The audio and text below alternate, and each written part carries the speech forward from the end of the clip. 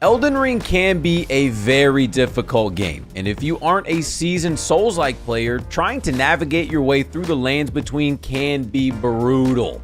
We've seen that you die text more than we'd like to admit, but we've also learned a thing or two along the way. Here are 15 things we wish we knew before playing. The tutorial. If this is your first Souls-like game or you just need a refresher, Elden Ring does in fact have a tutorial. First, you'll want to create your character. If you're having a difficult time choosing which class is best for you, we've got a video that will help with that. Then head across the bridge where your Elden Ring welcoming party will be awaiting you.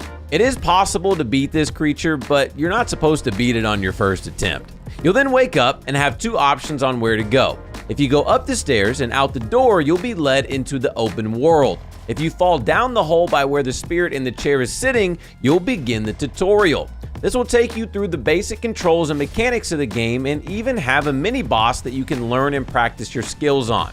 The controls can be a bit wonky if you're not used to them, so the tutorial can definitely be useful. The map.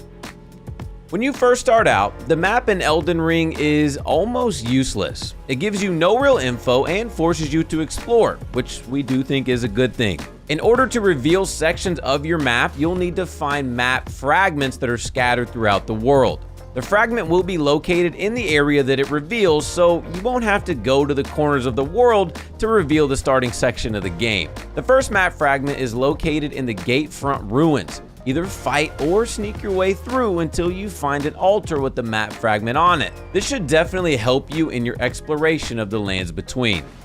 The crafting kit.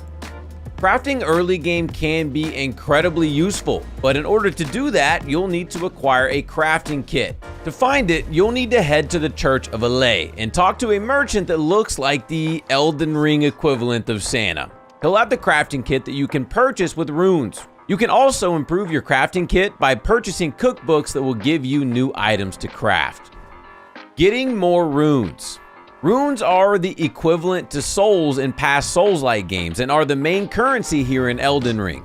You'll need them to buy things, upgrade your gear, and upgrade your character. One way to get a slight increase in the runes you receive requires you to be out at nighttime and when gold leaves are falling from the sky.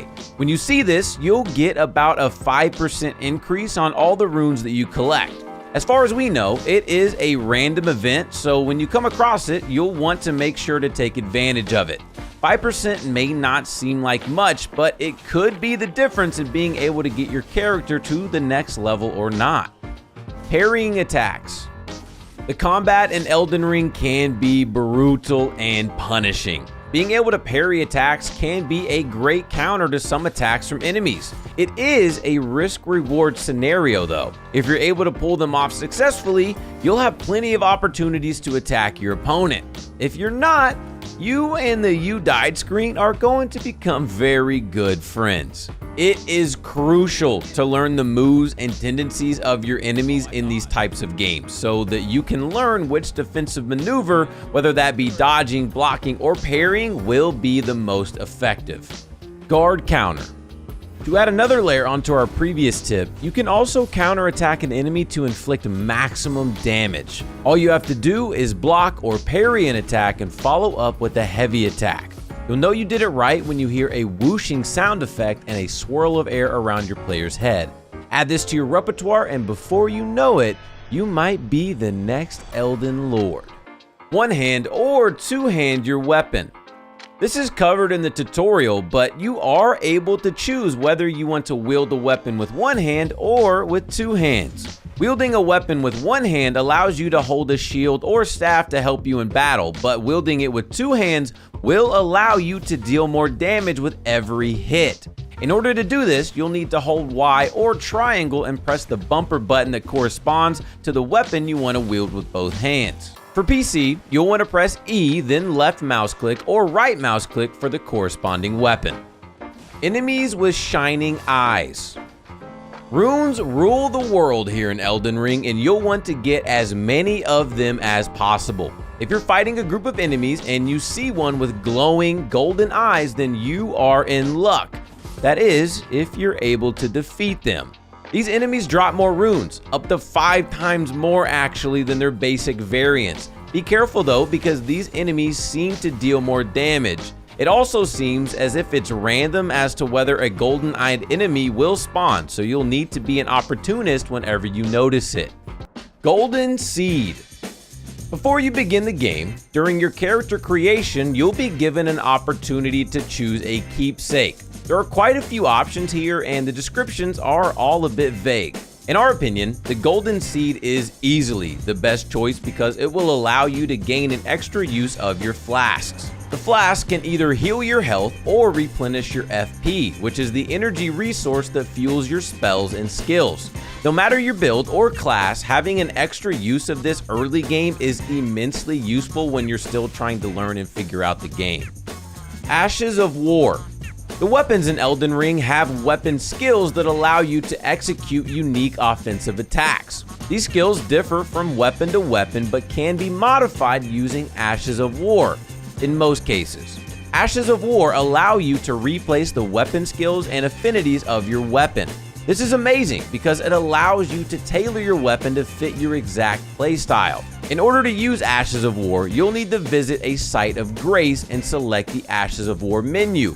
There, you'll be able to apply new skills. You can also unenchant your weapon here to return it back to its default state. One caveat to Ashes of War: you need to obtain the whetstone knife in order to use them. In order to find this, you'll have to head back to the Gatefront ruins and find a set of stairs that lead to a small room underground. There will be a treasure chest that contains the whetstone knife. Improving your summons. Spirit summons are allies that you can summon in to help you in battle. What some people don't know is that you can actually upgrade these summons. You'll first want to go to Stormhill Shack and find an NPC named Roderica.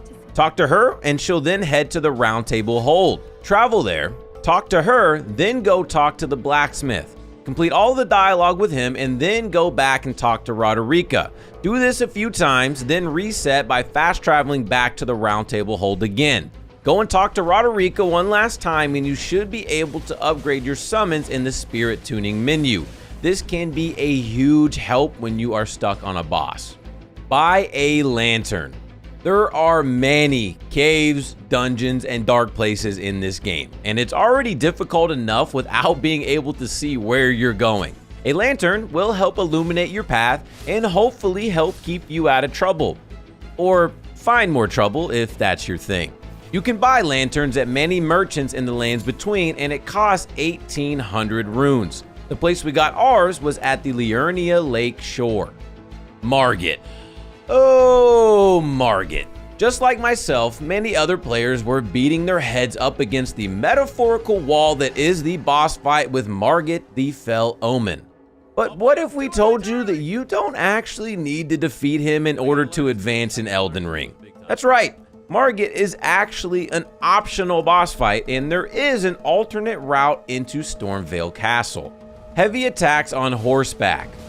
Combat in Elden Ring doesn't have to always be on foot. Fighting on your trusty steed Torrent can help you defeat some enemies that you might be struggling with. While some enemies and bosses are considerably easier to take out on horseback, not all of them are that way, so be careful. If you're going to fight on horseback, it's important to know that you don't just have left and right light attacks. You also have heavy attacks that can inflict a solid amount of damage. The heavy attacks do take some time to wind up, as you'd expect, so take some time to learn the attack and you'll be pulling off the greatest hit and runs in no time. Explore.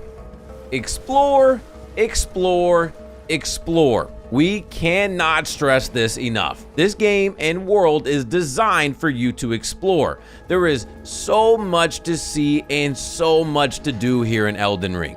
You never know what you're gonna find, whether it's a new weapon or a dragon that wants to burn you to ashes. Also, don't get discouraged if you stumble upon an area that is too difficult. Explore a different area and come back when you are stronger. Those are 15 things we wish we knew before playing Elden Ring. If you have any other tips, make sure to drop them off in the comments section to help out your fellow Tarnished. If you enjoyed or found any of this useful, consider leaving a like and subscribing, and we'll see you in the next one.